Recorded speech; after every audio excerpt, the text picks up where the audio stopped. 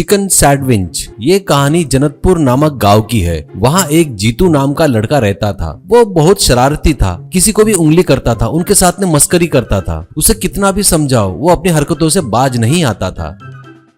एक बार उसके पास गांव का प्रेसिडेंट आया और जीतू से बोला, लाला जीतू को समझाता है, तू अभी बच्चा नहीं है, तू अपनी हरकतों से बाज आ जा, ये शरारत मस्करी करना छोड़ दे, कुछ काम धंधा कर, सुधर जा, यही तुझे आखिरी चांस देता हूँ। तू मेरे दोस्त का लड़का है, इसलिए तुझे प्यार से समझा रहा हूँ, नहीं तो देख क्या करता हूँ मैं। तब जीतू कहता है, क्या प्रेसिडेंट अंकल ऐसे डांटते हुए बड़े प्यारे लग रहे हो, घर में आंटी ने गरम कर लिया क्या?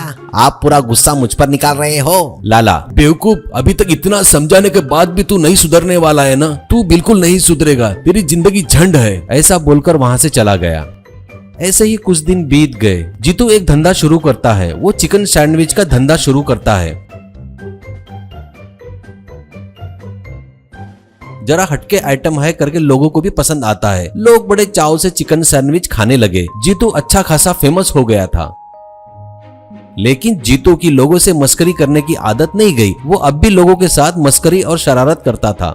एक दिन प्रेसिडेंट का फोन आया। उसने जीतू से बोला, अरे जीतू, घर में बच्चे सैंडविच खाने की जिद कर रहे हैं, घर जाते समय सैंडविच घर देके जाना, ठीक है? जीतू, अरे ठीक है अंकल जी, ऐसा कहता है। जीतू अपनी दुकान बंद करके घर जाते वक्त प्रेसिडेंट के यहाँ एक थैली देता है। अब प्रेसिडेंट सैंडविच खाएंगे सोचकर थैले में रखा बॉक्स निकालते हैं और बॉक्स का ढक्कन खोलते हैं, पर बॉक्स में गरम गरम कोयला रखा था। इससे प्रेसिडेंट के हाथ जल गए। घर वाले भी चौंक जाते हैं और ये कैसी हरकतें बोलते हैं। लाला गुस्से में लाल हो गया। अबे पागल, मार डालेगा क्या? सैंडविच मांगा तो कोयला लेके आए गरम गरम, दिमाग खराब है क्या तेरा? तब जीतू, अरे सैंडविच खत्म हो गए, तुमने बोला था इसलिए कुछ तो लाके देना था ना, सो गरम गरम कोयला लेकर आ गया, तुम्हारे लिए यही ठीक लगा मुझे। ये सुन गुस्से में लाला मारने के लिए दौड़ा। ये देख जीतू वहां से भाग गया। अभी भी जीतू सुधरा नहीं था। अब वो अपने कस्टमर्स के साथ भी ऐसी शरारतें करने लगा।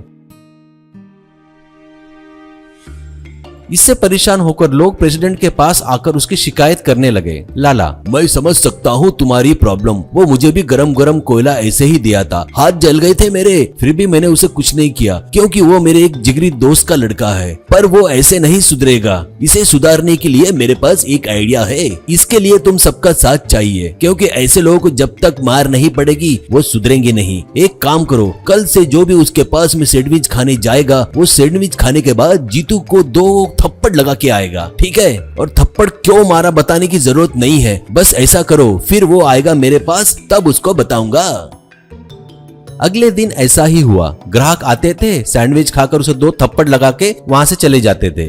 2 थप्पड़ लगाकर कहते थे, बढ़िया है रे झंडू, अरे बढ़िया है रे झंडू, और वहां से चले जाते थे। जीतू उनसे पूछने पर भी वो कुछ नहीं बोलते थे। बढ़िया है रे झंडू ऐसा बोलकर भाग जाते थे। 3-4 दिन ऐसा ही चला। ये कुछ जीतू के समझ में नहीं आया। वो प्रेसिडेंट के यहाँ जाकर ये सारी कहानी उन्हें बताने लगा। लाला, बस इतनी सी बात। वो हुआ ये कि तेरी बचकानी हरकतें देख के लोगों को भी अपने बचपन की याद आ गई और गांव में डॉक्टर आया है। उसने भी लोगों से ये कहा, बचपन की हसरत कुछ बची है तो वहाँ जाके निकालो, इसलिए लोग तेरे पास अपनी हसरत पूरी करने आ रहे हैं। अरे एक बात बताता हूँ सुन, वो महेश है ना जो क्रिकेट अच्छा खेलता है, उस दिन तो वो मेरे पास आया था। उसकी तो इच्छा ये है कि गरम गरम तेल में तेरे हाथ डालकर फिर तेरा हाथ बर्फ के बक्से में रखना। उसकी इच्छा सुनकर तो मुझे बड़ी हंसी आई यार। 1 साल रुक जा, सहन कर ले, गांव वाले की हसरत इच्छा ही पूरी हो जाएगी। जीतू, क्या अंकल आप इंसानी हो ना, मेरे हाथ पर गर्म तेल डालना और उसको बर्फ के बक्से में रखना आपको अच्छा लगता है क्या? ऐसा करो, मुझे ही बर्फ के बक्से में सुला दो हमेशा के लिए। जीतू रोते हुए, तुम सब मिलकर मेरे साथ में खेल खेल रहे हो ना, रुको, कल से मैं इस गाँव में दिखा तो बोलो मेरे को। ऐसा बोलकर वो वहाँ से चला गया। ये देख लाला, मुझे ही गर्म कोयला भेजता है क्या? जब तक मार नहीं पड़ी इसका भूत नहीं उतरा। ऐसा कहकर वो हंसने लगा। उसी दिन रात में बगैर किसी को बताए जीतू दूसरे गांव में चला गया।